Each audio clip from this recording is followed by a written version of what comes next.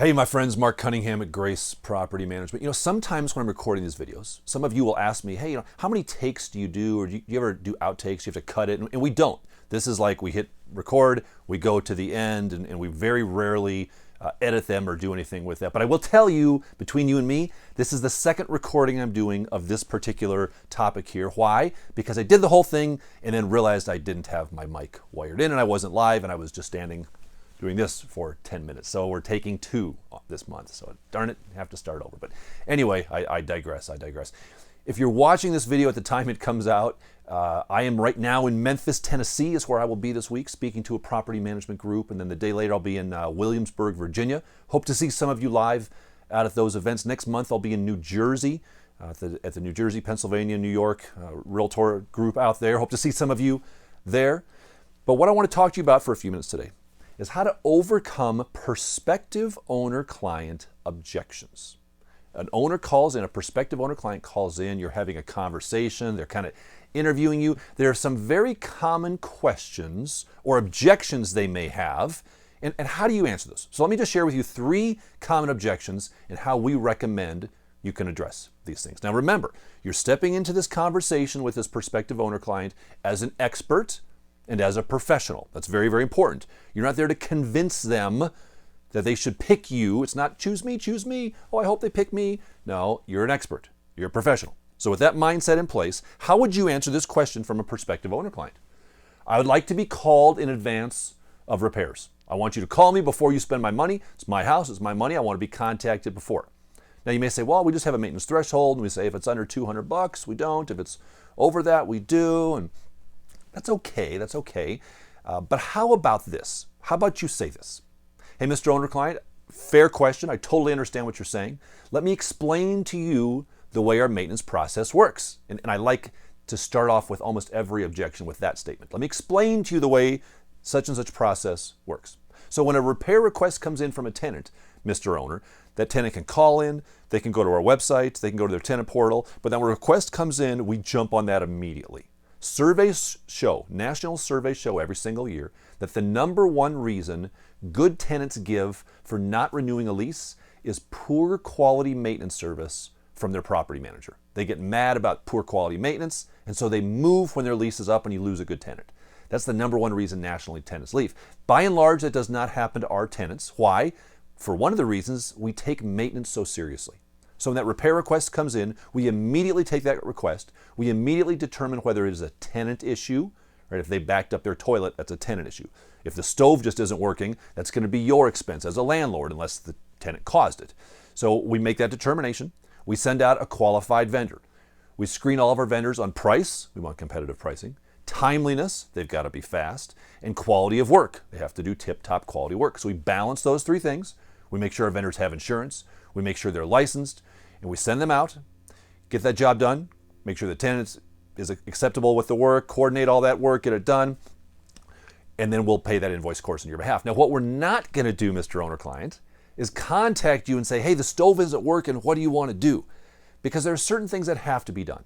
State law requires certain things, our lease agreement requires certain things. So we are going to get those things done, and we're not going to inconvenience you, we're not going to bother you, and we certainly don't want to just sit and twiddle our thumbs and wait for you to get back with us on those things as they come up. So on normal maintenance issues, no, we're not going to contact you in advance. Now they have to be okay with that. They may say, well, that's a deal killer. Well, I'm sorry, that's the way our process works. And then we'll sometimes throw in, at the end of the day, you are hiring us for our judgment. That's why you hire us, for our judgment. So if you don't trust our judgment to repair things, then don't hire us, because we do have a lot of judgment on this property. So there's one consideration on objection number 1. What about objection number 2? Will you match the other company's price? This other company is charging a percentage point less. Will you also charge a percentage point less? Or will you come down in your pricing? Or they want to get into the whole pricing conversation. So how do you want to respond to that? You can say, no, our fees are our fees. We do not negotiate those. I wouldn't recommend saying that. Here's what we would say. Because remember, you're a professional and you're an expert. So we would say, hey, Mr. Owner, in order for us to provide the high level of service to you that we do, the fee structure and the cost structure we have in place is necessary. and then just stop. That's all you need to say. In order for us to provide the high level of service to you and our other owner clients that we do, this cost structure is necessary.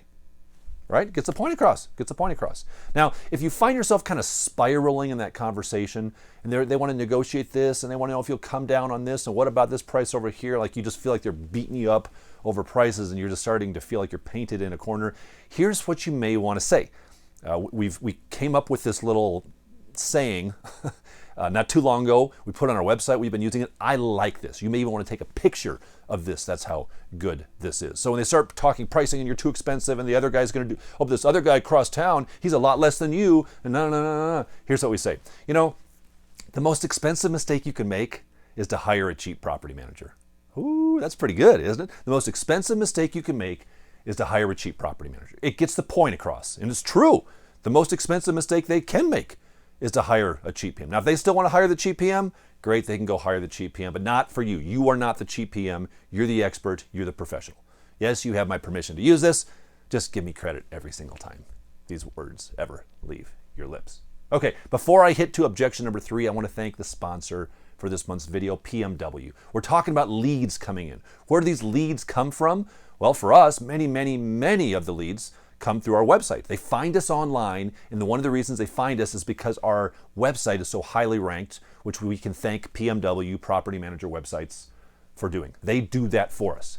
If you need to improve your website, if you're not happy with your SEO, if you want a better online presence, or you just need a refresh, it needs to look more professional, reach out to these folks. This is who we use. I'm a huge fan of the folks over at PMW. Contact them. They've got different options and pricing plans. Tell them you want the demo.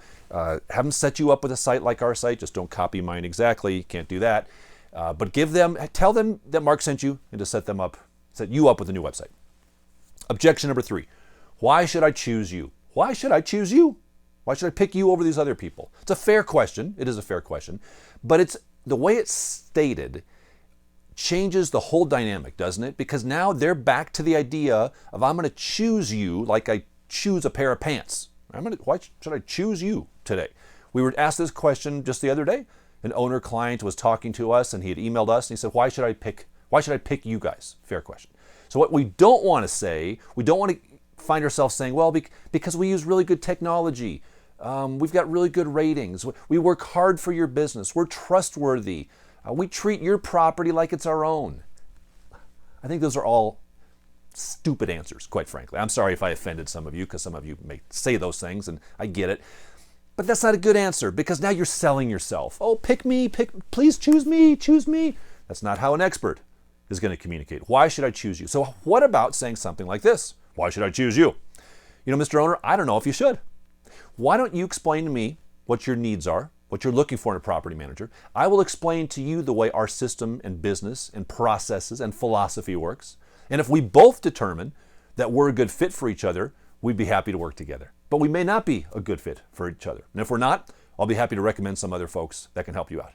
See, when you started off there, then they get into the pricing argument, and then you can say, worst mistake you can make, hire a cheap PM. This sets the tone. So don't get backed into a corner with this question on why should I choose you. You need to make sure you turn that question to ensure that you're addressing it as a professional. Well, I don't know if you should. Let me tell you how we operate. Let me tell you our business philosophy. You tell me about you and your property, and we'll determine if we are a good fit for each other. That's just how we come at that. So these are 3 common objections.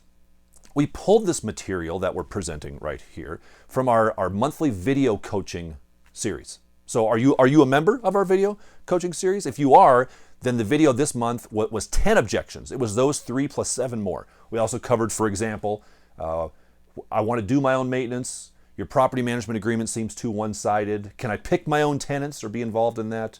Why do you charge extra for maintenance? In our video coaching group, we addressed these and a bunch of other ones, our top 10. If you're not a member of our video coaching group, we would welcome you to join that group. Just jump on the website, pmbuild.com, find the little coaching tab and download the form, sign up today, and you're in. We'd love to have you join that video coaching group. We do this, but at a much deeper level, share some forms and docs that way.